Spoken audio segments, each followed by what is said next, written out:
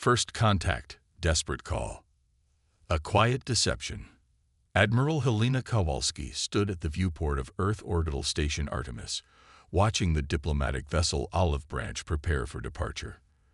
The sleek white ship gleamed in the sunlight, adorned with the symbols of peace and cooperation, the carefully cultivated image Earth had maintained since first contact 3 years ago. "Beautiful ship," said General Marcus Chen as he joined her at the window. "The perfect picture of humanity's peaceful aspirations." Helena's lips curved in a slight smile. "And completely unarmed, as our friends in the Galactic Conclave believe all our ships to be." The Galactic Conclave, an alliance of 17 spacefaring civilizations that had welcomed Earth into their community with a mixture of curiosity and condescension. Humans were newcomers, after all. Primitive, quaint, from a high-gravity, challenging environment world that had somehow managed to achieve spaceflight despite their obvious disadvantages. "How long do we maintain this charade?" Chen asked, his voice low despite the secure location. "As long as necessary," Helena replied. "The Conclave thinks we're barely managing interplanetary travel. They have no idea about the Jupiter and Saturn shipyards, or the fact that we've had faster-than-light capabilities for over 40 years. Chen nodded. Earth's strategy had been unanimously approved by the United Earth government after first contact. When alien diplomats arrived, humanity presented itself as a peaceful, somewhat technologically backward species eager to learn from their galactic neighbors. Meanwhile, the Solar Defense Fleet, 27 warships equipped with technologies far beyond what Earth revealed to the Conclave, remained hidden in the outer system, shielded from detection by gravitational lensing technology. "Status report on Phoenix Fleet," Helena asked, referring to the newest battle group completed just last month. "Final systems checks complete. All 12 ships combat-ready and..." The emergency comm on Helena's wrist chimed with an urgent tone. She tapped it immediately. "Admiral, priority transmission coming in on the Araxian frequency," the communications officer reported. "Ambassador Nally is requesting immediate audience. She says it's an emergency." Helena and Chen exchanged glances. The Araxians, delicate, amphibious beings with iridescent skin, were among the first alien species to establish warm relations with Earth. Unlike many Conclave members who viewed humans as curiosities, the Araxians had shown genuine respect and friendship. "Send it to Conference Room 3. We're on our way." The desperate plea. Ambassador Nally's hologram flickered as Helena and Chen entered the room. The Araxian's typically lustrous blue-green skin appeared dull, and her gill filaments trembled with distress. "Admiral Kowalski, General Chen, forgive the unscheduled communication." Her musical voice was strained. "My people face extinction." Helena leaned forward. "What's happened, Ambassador?" "The Dominion has invaded our home system," Nally said, her large eyes blinking rapidly. 3 of our colony worlds have already fallen. Billions dead or displaced. The Dominion, a militaristic empire from the galactic rim that had, until now, kept its distance from Conclave space. They were known for their expansionist policies, but had never directly challenged a Conclave member. "The Araxian homeworld will be next," Nally continued. "Our defenses cannot hold. We've petitioned the Conclave for intervention, but..." "Let me guess," Chen said grimly. "They've offered diplomatic solutions. Sanctions, strongly worded condemnations." Nally's gill filaments drooped. "The Conclave Security Council claims direct military intervention would violate neutrality principles and risk wider conflict. They've authorized humanitarian corridors and refugee assistance only." Helena felt a familiar anger rising. The Conclave, for all its high-minded principles, operated on political expediency rather than moral clarity. "Ambassador," she said carefully, "what exactly are you asking of Earth? Our public capabilities are limited, as you know." Nally's hologram shimmered as she straightened herself with dignity. "Admiral, I am not speaking to you as a Conclave diplomat now. I speak as one who has glimpsed the truth behind humanity's careful facade. Helena remained expressionless, but her heart rate increased. During my third diplomatic visit to Luna, Nali continued, my shuttle experienced what your people called a navigation error. We briefly passed through a secure zone. I saw things, construction facilities, weapon designs, that contradict Earth's official technological status. A moment of tense silence followed. Our intelligence analysts reached certain conclusions about humanity, Nali said. Conclusions we've kept to ourselves out of respect. Now, I must ask directly, will Earth help us? Helena exchanged a long look with Chen before responding. Ambassador, I'll need to consult with the Security Council immediately. Can you transmit the tactical situation to this secure channel? Nali nodded, relief evident in her posture. Transmitting now. Please hurry, Admiral. My people have days, perhaps hours. As the hologram faded, Chen turned to Helena. If we intervene, we reveal everything. Our technology, our military capability, our deception. I know, Helena said quietly. Get me the council. And alert Phoenix Fleet to prepare for immediate deployment. A world of predators. 4 hours later, Helena stood before the United Earth Security Council. 12 men and women representing Earth's unified government. The chamber was silent after her presentation. The strategic assessment is clear, she concluded. The Araxians cannot withstand the Dominion assault. Without intervention, their civilization faces extinction within weeks. Councillor Diaz, representative for the South American Union, spoke first. And the conclave truly refuses to act. They've authorized humanitarian aid only, Helena confirmed. The Dominion doesn't have representation in the conclave, so diplomatic pressure is minimal. Cowards, muttered Councillor Okafor from the African Federation. President Emma Winters, who chaired the council, leaned forward. Admiral Kowalski, what exactly are you proposing? Deploy Phoenix Fleet to the Araxian system, neutralize the Dominion invasion force, and secure Araxian space. The room erupted in overlapping voices. President Winters raised a hand for silence. That would reveal everything we've concealed since first contact, said Councillor Lai from the East Asian Coalition. Our technology, our military doctrine, and that we've been lying to the conclave for 3 years, added Councillor Schmidt from the European Union. Helena nodded. Yes, this would fundamentally change our position in galactic politics. To what end? Asked Councillor Patterson from Oceania. We've maintained this deception for good reason. The moment the galaxy realizes what humanity truly is, what Earth truly is, everything changes. General Chen stepped forward. It already has changed. The Dominion's move against a conclave member proves the galaxy is more dangerous than we thought. If they succeed against the Araxians, who's next? President Winters studied the tactical display. The Araxians are a peaceful species, no natural predators on their homeworld, limited capacity for aggression, even in self-defense. Unlike humans, Helena said quietly. That was the unspoken truth at the heart of Earth's deception. When humanity learned about the galactic classification system, they discovered that Earth was categorized as a Deathworld, a planet with environmental conditions so harsh that it produced species with exceptional durability, adaptability, and capacity for violence. Humans had evolved alongside predators on a world of shifting continents, wild climate variations, and catastrophic natural disasters. Every aspect of human physiology and psychology had been shaped by the need to survive against overwhelming odds. Most spacefaring species in the conclave had evolved on stable, benign worlds.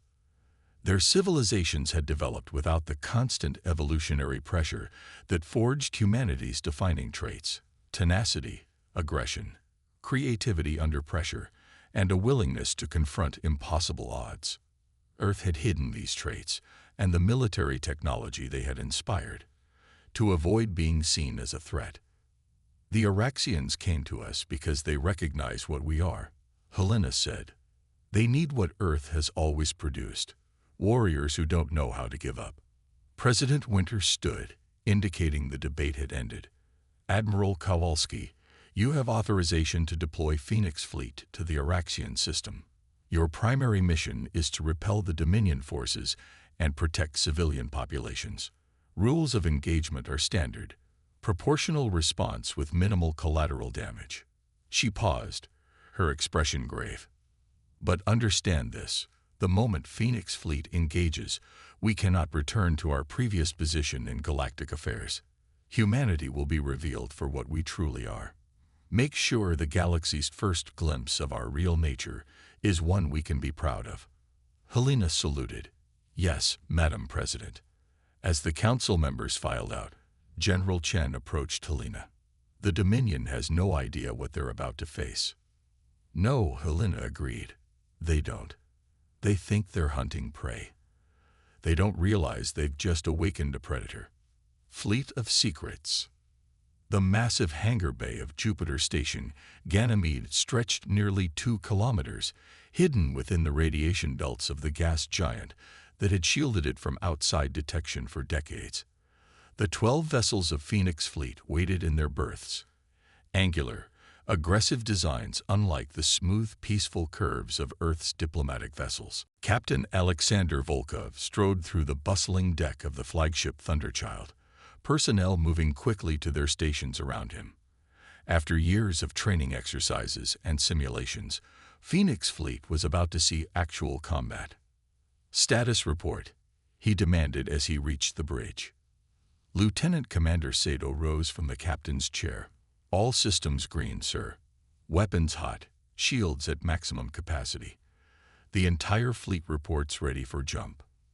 Volkov settled into his command chair, studying the tactical display. And our cover story. Deployed and operational. Sir, replied Communications Officer Rivera. As far as the Conclave knows, Earth is sending 3 unarmed medical frigates to assist with Araxian refugee evacuation. The diplomatic corps has submitted all the appropriate clearances, which will give us approximately 6 hours before anyone realizes those ships don't exist, Volkov noted dryly. Admiral Kowalski has boarded and is en route to the bridge, reported Security Chief Diallo. Volkov nodded. Everything was proceeding according to the accelerated deployment schedule. Phoenix Fleet would make the jump to Araxian space within the hour. The bridge doors slid open as Admiral Kowalski entered, still wearing her formal uniform from the Security Council meeting. Admiral, on deck, called Diallo, and the bridge crew snapped to attention. As you were, Kowalski said, taking her position beside Volkov. Status, Captain. Phoenix Fleet ready for combat deployment. Admiral. Final weapons checks complete.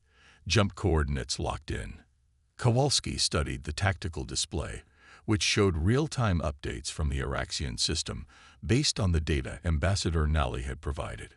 The situation had deteriorated even in the hours since their conversation. The Dominion has established orbital superiority over the outer colony, Kowalski noted. Ground forces deployed on these 3 locations. Volkov leaned forward. Their fleet configuration suggests they're not expecting significant resistance. They're not, Kowalski agreed. The Araxians' most advanced ships are barely a match for Dominion support vessels. And the Conclave? She shook her head in disgust. The Conclave is standing by while a civilization burns. She turned to address the bridge crew. For 3 years, we've hidden what humanity truly is from the galaxy. We've played the part of the naive newcomers, the eager students. That ends today. The bridge fell silent as she continued. The Dominion believes they're facing a helpless prey species. They're about to learn what it means to face humans, what it means to challenge a species forged in the crucible of a death world. She turned back to Volkov. Captain, signal the fleet. We jump in 5 minutes. As Volkov relayed the orders, Kowalski stared at the tactical display, showing the Dominion fleet surrounding the Araxian homeworld. They had no idea what was coming. The long night. On the Araxian homeworld of Thalassa, Ambassador Nally stood on the balcony of the capital's central defense facility, watching as another orbital bombardment lit up the night sky. The protective energy shields over the city flickered dangerously with each impact. "They won't hold through another night," said Defense Minister Sorax beside her, his voice hollow. "The evacuation ships can only take a small percentage of our population." Nally's web-fingered hands gripped the railing. "Have you received any new communications from the Conclave? More promises of diplomatic pressure? More assurances that humanitarian corridors will be established?" The bitterness in Sorax's voice was unprecedented for an Araxian. Their species was known for patience and equanimity, not anger. "And the humans?" he asked, a flicker of hope in his tone. Nally hesitated. "They received our message. Beyond that." A junior communications officer burst onto the balcony, Jill filaments flaring with excitement. "Ambassador, Defense Minister, we've received an encrypted transmission on a secure channel. It's from Earth." Nally rushed back inside to the communications center, heart pounding. The holographic display flickered before resolving into the image of Admiral Kowalski. "Ambassador Nally," the human said without preamble, "the United Earth government has authorized military intervention in the Araxian conflict. Phoenix Fleet is en route to your system and will arrive within 2 hours." Sorax looked confused. "Phoenix Fleet? Earth has no military vessels capable of." "We do," Kowalski interrupted. "Much has been concealed from the Conclave regarding Earth's true capabilities. When we arrive, we will engage the Dominion forces in orbit around your homeworld. We need you to do 3 things." She listed them crisply. "First, consolidate your remaining defense forces to protect the major population centers. Second, prepare to receive human ground troops who will support your defensive positions. Third, transmit all Dominion fleet positions and communications frequencies to this secure channel." Nally felt a surge of hope for the first time in days. "You're really coming?" Kowalski's expression softened slightly. "Yes, Ambassador. Earth keeps its promises to its friends. We may have concealed our nature, but we never lied about our principles." As the transmission ended, Sorax turned to Nally in confusion. "What does this mean?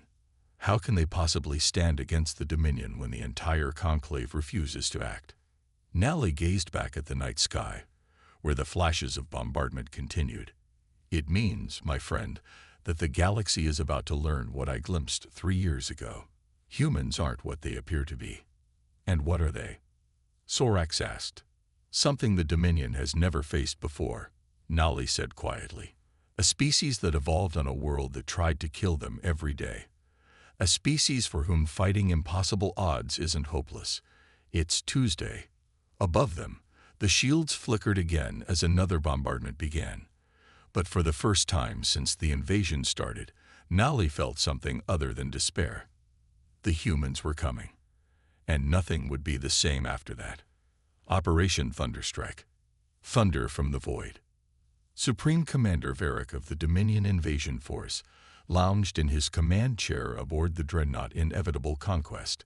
His chitinous exoskeleton gleamed under the bridge lights as he studied the holographic display of Thalassa, the Araxian homeworld. "Status of planetary defenses?" he asked, mandibles clicking impatiently. "Failing," Supreme Commander reported his second-in-command, Sub-Commander Dren. "Their orbital shields are at 27% capacity and will collapse within 6 hours. Ground resistance remains minimal." Varric's compound eyes glittered with satisfaction. The Araxian campaign had proceeded exactly as predicted by Dominion tacticians. A soft species from a gentle world, the Araxians possessed valuable technology and resource-rich planets, but lacked the will to defend them properly. "And the Conclave?" he asked. "As expected, Supreme Commander. Strongly worded condemnations, threats of economic sanctions. No military response." Varric made a dismissive gesture with his upper limbs. The Conclave's reluctance to engage in direct military conflict was their greatest weakness, one the Dominion had finally decided to exploit. The Araxian system was just the beginning. "We've detected 3 small vessels entering the system," reported the sensor officer suddenly. "Configuration unknown, but energy signatures suggest they're unarmed. Origin? Varric demanded. Earth, Supreme Commander. Varric's antennae twitched with amusement. The primitive newcomers, sending medical ships, no doubt. The Conclave's newest pets playing at galactic politics. Should we intercept? Asked Dren. No, let them witness the futility of resistance. It will make a valuable impression on their developing species. Varric settled back in his command chair. Prepare the next bombardment sequence. Target their remaining shield generators. Supreme Commander. The sensor officer's voice rose in alarm. Multiple new contacts appearing. Massive energy signatures. They're emerging from jump points within the system. Varric leaped to his feet. What? Show me. The tactical display transformed as 12 large vessels materialized in Araxian space. Angular, predatory ships unlike any Varric had seen before. They moved with impossible speed, already forming a battle formation. Unknown configuration, reported the tactical officer, his voice strained. No match in our database. Energy readings suggest. Supreme Commander, these are warships. Heavily armed. Impossible. Varric hissed. What species dares? We're being hailed, interrupted the communications officer. The main view screen activated, revealing the human female in a uniform Varric didn't recognize. Not the flowing robes of Earth's diplomatic corps, but something utilitarian, functional. Dominion forces, she said without preamble. This is Admiral Helena Kowalski of the Earth Defense Force. You are engaged in an illegal invasion of sovereign Araxian space. You have 1 hour to cease all hostilities and begin withdrawal from this system, or we will remove you by force. Stunned silence fell over the Dominion bridge before Varric found his voice. Earth? The primitives. He laughed, a harsh clicking sound. Your species barely has interplanetary capability. This is some trick. Holographic projections, perhaps. The human's expression remained impassive. This is no trick, Supreme Commander. For 3 years, humanity has concealed its true nature and capabilities from the galactic community. That deception ends today. She leaned forward slightly. 1 hour. Then we show you exactly what a species from a death world can do. As the transmission ended, Varric turned to his tactical officer. Scan those vessels. I want to know what we're facing. Already scanning. Supreme Commander. These readings, they can't be correct. The officer looked up, mandibles trembling. If these scans are accurate, the human vessels outclass our own in every category. Weapon yield, shield strength, power generation. Impossible. Varric slammed a clawed limb against his command console. Earth is a backwater. A newborn civilization barely out of its gravity well. Apparently not, Supreme Commander, said Dren quietly. It seems they've been concealing their true capabilities. Varric's compound eyes narrowed as he studied the human fleet's formation. A deception on a galactic scale. Impressive. He straightened to his full height. But it changes nothing. We will not be intimidated by unknown capabilities. He turned to his weapons officer. Target the lead human vessel. Show them what happens when they challenge the Dominion. First blood. On the bridge of the Thunderchild, Admiral Kowalski watched as the tactical display tracked multiple weapon systems activating across the Dominion fleet. They're targeting us, Admiral, reported Lieutenant Commander Sato. Main batteries powering up on their flagship and 3 support cruisers. Kowalski nodded. As expected, they need to test our capabilities. Captain Volkov stood beside the tactical station. Rules of engagement, Admiral. Defensive posture only for the next. She checked the countdown timer. 52 minutes. Let them make the first move. The bridge crew worked with practiced efficiency, the product of years of training for a moment they'd never been certain would come. Phoenix Fleet had been Earth's insurance policy, a deterrent they'd hoped would never be needed. Incoming fire, announced Tactical Officer Chen. Energy weapons from the Dominion flagship, targeting our forward shields. Brace for impact. ordered Volkov. The bridge crew tensed, but the Thunderchild barely shuddered as the Dominion weapons impacted against their shields. "Shield status," demanded Kowalski. "Shield holding at 98%. Admiral," reported Chen, unable to keep the satisfaction from his voice. "Minimal power drain. Compensators adjusting to their weapon frequency." On the main view screen, they watched as the Dominion flagship fired again, this time joined by its escort vessels in a coordinated barrage. Again, the Thunderchild's advanced shields absorbed the impacts with minimal effect. "They're scanning us intensively," noted Science Officer Paddle, "trying to figure out what they're dealing with." "Let them look," Kowalski said, "but reveal nothing yet. Maintain defensive posture." The Dominion continued their probing attacks for several minutes, varying weapon types and target points, searching for a weakness in the human vessel's defenses. "Admiral," said Communications Officer Rivera, "we're receiving a transmission from the Dominion flagship." On screen, Kowalski ordered.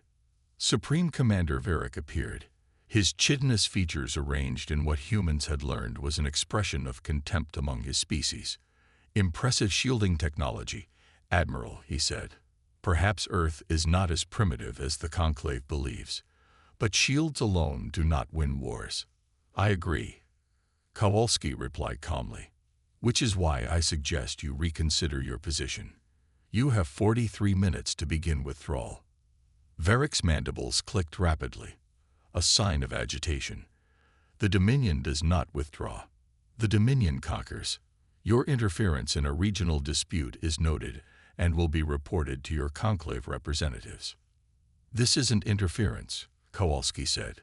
"This is justice. You attacked a peaceful species without provocation, killed billions, and expected no consequences. That ends today." She leaned forward. "And just to be clear, Earth doesn't take orders from the Conclave. They just think we do." As the transmission ended, Volkov turned to Kowalski. "He's adjusting his fleet formation, bringing additional ships into attack position. He still thinks this is a bluff," Kowalski noted, "or a new technology that can be overcome with sufficient firepower." "Should we demonstrate otherwise, Admiral?" asked Volkov, a hint of eagerness in his voice. Kowalski considered the tactical situation.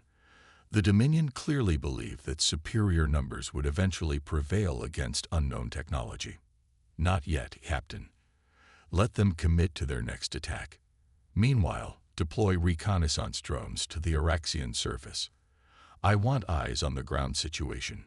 As the orders were relayed, the tactical display updated to show the Dominion fleet consolidating into an attack formation. "They're bringing their dreadnoughts forward," noted Chen. "Looks like they're preparing a concentrated assault." Kowalski nodded. "As expected. Time remaining on our ultimatum: 38 minutes, Admiral. Prepare point defense systems for active mode, but hold fire unless directly targeted," Kowalski ordered. "And inform all ships. Weapons hot. Targeting solutions locked, but hold until my command." The bridge fell silent as they watched the Dominion fleet maneuver into position, preparing to demonstrate the full might of their empire against Earth's unexpected defiance. They would learn soon enough what it meant to face a Deathworld species in combat. The nature of predators. On the Araxian homeworld, Ambassador Nally stood in the central command bunker beneath the capital city, watching with a mixture of awe and disbelief as the tactical display showed the unfolding space battle. "The humans are just taking the hits," murmured Defense Minister Sorax beside her. "The Dominion's weapons barely affect their shields." "And they haven't fired back," noted General Ixel, the highest-ranking military officer still alive in the Araxian Defense Forces. "Why aren't they fighting?" Nally studied the display, remembering her conversations with human diplomats over the past 3 years. "They're giving the Dominion a chance to withdraw," she said. "It's part of their ethical code. They believe in proportional response." "Proportional?" Sorax's gill filaments flared with rare anger. "After what the Dominion has done to our people." Before Nally could respond, a new alert sounded. A junior officer called out, Multiple small craft detected entering atmosphere. Unknown configuration. Sorax stiffened. The Dominion is launching another ground assault. No, Nally said, studying the trajectory data. These aren't Dominion ships. They're coming from the human fleet. The communication system chimed with an incoming transmission. Admiral Kowalski's face appeared on the screen. Ambassador Nally, we've deployed reconnaissance drones to assess the ground situation. We're also sending advance teams to coordinate with your defense forces. They'll be touching down near your command center in approximately 5 minutes. Nally nodded. We'll prepare to receive them. Admiral, thank you. Kowalski's expression softened slightly. This is just the beginning, Ambassador. The real fight hasn't started yet. As the transmission ended, Nally turned to General Ixel. Prepare a reception team for the human forces, and have all command staff report to the central briefing room immediately. What exactly are these humans going to do? Asked a junior officer nervously. The Dominion outnumbers them significantly. Nally remembered the classified reports she'd read after her accidental glimpse of Earth's true nature 3 years ago. Numbers don't tell the whole story, she said quietly. Humans don't think like we do. They don't think like any conclave species. What do you mean? Asked Sorax. The Araxians evolved on a world with no natural predators, no environmental disasters, Nally explained. Our brains developed for cooperation, for peaceful coexistence with our ecosystem. Most conclave species are similar, evolved on gentle worlds. She looked at the tactical display, where the human vessels maintained their defensive formation against the much larger Dominion fleet. Humans are different, she continued. They evolved on what xenobiologists classify as a death world, a planet actively hostile to its inhabitants. Constant environmental threats, numerous apex predators, extreme climate variations. But that would mean, Sorax began. It means, Nally interrupted, that humans are themselves apex predators. Their entire psychology, their physiology, their technology, all of it developed under evolutionary pressure we can barely comprehend. A silence fell over the command center as the Araxians processed this information. When the Dominion attacked us, Nally said softly, they thought they were hunting prey. They didn't realize they were provoking predators. An alert sounded, indicating the arrival of human transport craft at the surface coordinates. Let's go meet our saviors, Nally said, leading the way toward the surface access. And pray the Dominion realizes their mistake before it's too late. The storm breaks. Aboard the Thunderchild, Admiral Kowalski watched as the countdown timer reached 5 minutes. The Dominion fleet had continued their probing attacks, gradually increasing in intensity, but still holding back their main firepower. Testing, assessing. Ground teams deployed and establishing defensive positions with Araxian forces, reported Security Chief Diallo. Drone reconnaissance indicates Dominion ground forces are consolidating for a push toward the capital city. Kowalski nodded. And our ultimatum? No response from the Dominion command, said Communications Officer Rivera. Their fleet continues to maneuver into attack formation. Very well. Kowalski straightened in her command chair. They've made their choice. Captain Volkov, signal the fleet. Operation Thunderstrike is go. Execute Phase 1. Volkov relayed the orders, and across the 12 ships of Phoenix Fleet, weapons systems powered to full capacity for the first time outside of testing grounds. Targeting solutions locked on primary Dominion vessels, reported Tactical Officer Chen. All ships report ready. Kowalski took a deep breath. This was the moment humanity revealed its true nature to the galaxy, not as the peaceful scholars they'd pretended to be, but as warriors forged in Earth's unforgiving crucible. Execute, she ordered. Across the void, Phoenix Fleet unleashed its first volley. Advanced railguns accelerated projectiles to relativistic speeds. Plasma lances pierced the darkness. Missile swarms deployed, each warhead guided by artificial intelligence systems, decades beyond anything the Conclave had seen. The Dominion fleet, unprepared for the suddenness and intensity of the attack, took devastating damage in those first seconds. 3 cruisers disappeared in expanding clouds of debris. The flagship's shields collapsed under concentrated fire, exposing its hull to follow-up strikes. "Direct hits across all targets," reported Chen, his voice steady despite the awe evident on his face. "Dominion shields failing on 7 vessels. 3 confirmed destroyed, 4 heavily damaged. Incoming return fire," warned Sato. "Multiple vectors. Evasive pattern Delta," ordered Volkov. "Maintain fire discipline." Phoenix Fleet moved with a coordination that would have been impossible without the neural link systems connecting each vessel's command crew. They danced through space, their movements precise and unpredictable, evading the majority of Dominion counterattacks while maintaining their devastating offensive. "The Dominion flagship is hailing us," announced Rivera. On screen, Kowalski ordered, not allowing the satisfaction she felt to show on her face. Supreme Commander Varric appeared, his command center visibly damaged, emergency systems flashing behind him. For the first time, his compound eyes reflected something other than contempt. Uncertainty. "What is this?" he demanded. No emerging species could possess such technology. "I told you, Commander," Kowalski replied calmly. "Earth has concealed its true nature from the galaxy. We are not what we appear to be. No conclave species would develop such weapons," Varric hissed. "Such capacity for destruction. We are not a conclave species at heart," Kowalski interrupted. "Humans evolved on a world that tried to kill us every day. We survived by becoming the most dangerous thing on a dangerous planet." She leaned forward. "Your ultimatum has expired. Phoenix Fleet is now authorized to remove Dominion forces from Araxian space by any means necessary. I offer you one final chance. Commence immediate withdrawal or face total defeat." Varric's mandibles clicked rapidly. "The Dominion does not surrender to."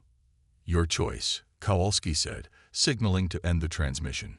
She turned to Volkov. "Execute Phase 2. Throughout the Araxian system, concealed human stealth vessels suddenly revealed themselves, having position during the initial engagement. They targeted Dominion supply lines and reinforcement routes, cutting off any possibility of retreat or resupply. "Dominion fleet attempting to regroup," reported Chen. "Their formation is breaking down." "Press the advantage," Kowalski ordered. "Target their command and control systems. Disable rather than destroy where possible." The battle continued for another 20 minutes, but the outcome was never in doubt. Phoenix Fleet, built by a species accustomed to fighting against overwhelming odds, systematically dismantled the Dominion invasion force. On the tactical display, Dominion ships began powering down weapons or attempting to retreat. "Dominion flagship is hailing again," reported Rivera. This time, when Varric appeared, his demeanor had completely changed. His posture showed defeat. "Enough," he said. "The Dominion requests terms." Kowalski's expression remained neutral. "Unconditional withdrawal from Araxian space, return of all captured civilians, reparations to be determined by neutral arbitration." Varric's mandibles clicked in angry resignation. "Agreed. But know this, human. The Dominion will not forget this humiliation. Neither will Earth forget the Araxian dead," Kowalski replied. "Remember that before you consider revenge." As the transmission ended, the bridge crew maintained their professional composure, but an undercurrent of triumph was palpable. "Signal all ships," Kowalski ordered. "Maintain combat readiness until Dominion vessels have left the system. A new power emerges." 3 days later, Ambassador Nally stood in the Araxian capital's Grand Hall, which had been hastily repaired after the bombardment. Before her stood representatives from every major conclave species, gathered for an emergency session to address what many were calling the Earth Revelation. Admiral Kowalski and a small delegation of human officers stood to one side, their military uniforms a stark contrast to the flowing diplomatic robes most conclave representatives wore. "The conclave recognizes Ambassador Nally of Araxis," announced the presiding minister, a tall, willowy being from a species known for their neutrality. Nally stepped forward. "Honored representatives, I speak today not only as an Araxian, but as a survivor of what would have been genocide without Earth's intervention. When the Dominion attacked and the Conclave offered only words, humanity answered with action." Murmurs rippled through the assembly. "For 3 years, Earth has concealed its true nature from us," she continued. "Many feel deceived by this. But I ask you, what choice did they have? How would we have welcomed them had they arrived openly as warriors from a death world?" The presiding minister signaled for silence as the murmurs grew louder. "The human delegation will now address the assembly," he announced. Admiral Kowalski stepped forward, her uniform immaculate, her bearing confident but not aggressive. "Representatives of the Conclave," she began, "Earth extends its sincere apologies for the deception we have maintained since first contact.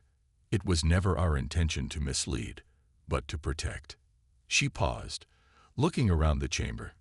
"Humanity evolved on a world classification the xenobiologists term a death world. Our planet shaped us into survivors, warriors, and yes, predators. Our history is marked by conflict, but also by remarkable achievements born from that adversity." Some representatives shifted uncomfortably. "We concealed our nature because we've read your histories," Kowalski continued. "We've seen how Deathworld species have been feared, isolated, or even preemptively attacked. We chose to present ourselves as scholars and diplomats, which many of us truly are, while concealing our warriors and our weapons."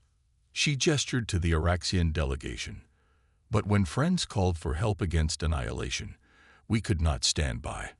Not when we had the power to intervene. That is also who we are." The presiding minister stepped forward. "The question before this assembly is clear. How does the Conclave now proceed in its relations with Earth, given this revelation?" The Vectal representative, a reptilian being known for its conservative views, rose. "Earth has deceived the Conclave for years. They harbor military technology far beyond acceptable levels. They should be sanctioned, not welcomed." Others voiced similar concerns until Ambassador Nellie raised her hand. "If Earth had not concealed its nature, my species would now be extinct," she said simply. "Perhaps instead of condemning their deception, we should ask why they felt it necessary. And why, when violence was required to save billions of lives, the Conclave stood paralyzed while a Deathworld species acted." A heavy silence fell over the assembly. The presiding minister looked to Kowalski. "What does Earth seek from the Conclave now that your true nature is revealed?" Kowalski's response was measured. "We seek what we have always sought: peaceful cooperation, cultural exchange, and mutual prosperity. But we will no longer hide what we are. Earth stands ready to defend those who cannot defend themselves, to protect the peaceful from predators." She looked directly at the assembly. "We hope to be allies, not adversaries. But make no mistake, humanity will not be marginalized or controlled out of fear of our nature. We have seen what happens when power remains unchecked in this galaxy. The Dominion believed they could prey on the peaceful with impunity. They were wrong. The implications hung in the air. A new power had emerged in galactic politics, one that operated by different rules than the consensus-driven Conclave, one that had evolved in conditions that produced not just intelligence, but ferocity when required.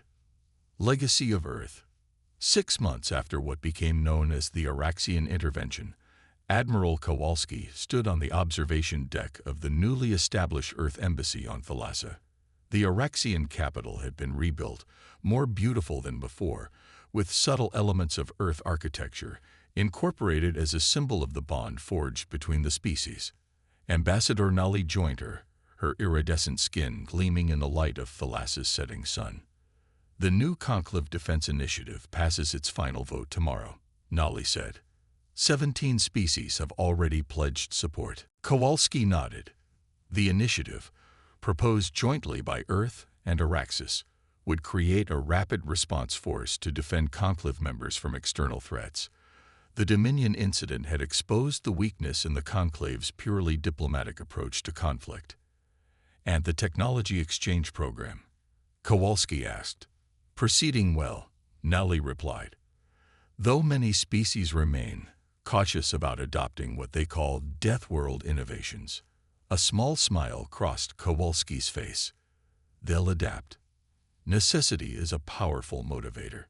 They stood in companionable silence, watching the sunset paint the rebuilt city in golden hues.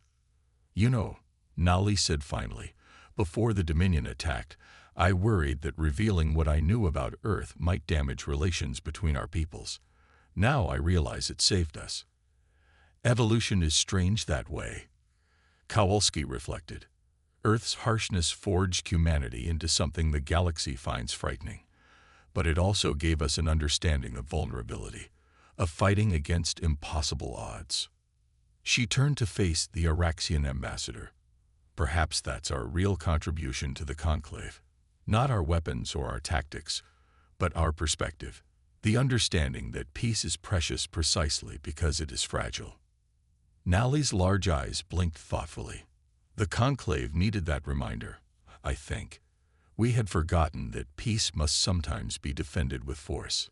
Below them, human and Araxian engineers worked side by side on a new planetary defense system, one incorporating technologies from both worlds.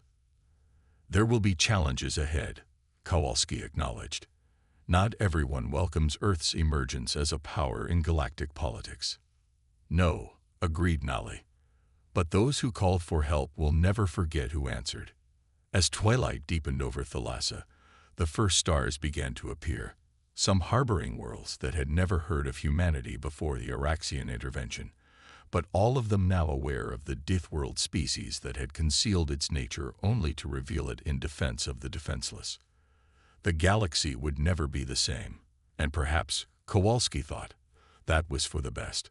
Sometimes it took a predator to protect the prey. The end.